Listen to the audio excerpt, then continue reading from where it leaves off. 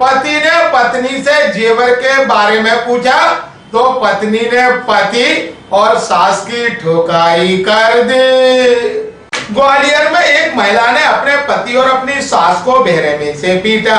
पति और सास का कसूर सिर्फ इतना था कि उन्होंने बहू से सोने चांदी के जेवरात के बारे में पूछ लिया था। बस यही बात बहू रचना शर्मा को नागवार गुजरी। रचना मायके गई थी और जब मायके से वापस लौटी तो जो ससुराल से सोने चांदी के कीमती जेवरात थे वह गायब थे। जब महिला के पति देवकांत शर्मा ने अपनी पत्नी रचना से इस बारे में जवाब तलब किया तो रचना को यह बात बहुत बुरी लगी। दोनों में आपस में झगड़ा शुरू हो गया। यह बात सुनकर रचना की सास सत्यवती भी मौके पर आ गई। उन्होंने भी बहू से कीमती जेवरात के विषय में पूछताछ शुरू कर दी। इसके बाद बहू रचना का पारा 7वें आसमान पर चढ़ गया। उसने अपने पति के साथ अभद्रता की। नजदीक में रखा हुआ पत्थर उठाकर पहले पति में मारा, उसके बाद अपनी सास सत्यवती में भी पत्थर उठाकर दे मारा। इतना ही नहीं, महिला रचना ने अपने पति का गला भी दबा दिया और हाथापाई भी की।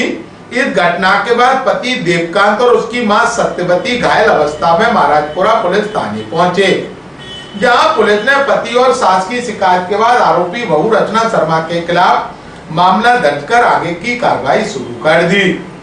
ग्वालियर अभी तक से चर्चा के दौरान सीएसपी रोबिन जैन ने कहा, देखिए ये टाइगर चौक शताब्दीपुरम थाना महाराजपुरा क्षेत्र का एक मामला सामने आया है। इसमें एक पति पत्नी का विवाद, इसमें पत्नी अपने मायके गई और कुछ गहनों को लेकर गई। लौट कर आने पर पति द्वारा जब उससे ये पूछा गया कि ये गहने आप कहाँ रख कर आई हैं, इस संबंध में विवाद की शुरुआत हुई। बाद में पत्नी के द्वारा आक्रामक रूप से अपने पति के साथ और उनकी सास के साथ मारपीट की गई, जिसमें वो दोनों घायल हुए।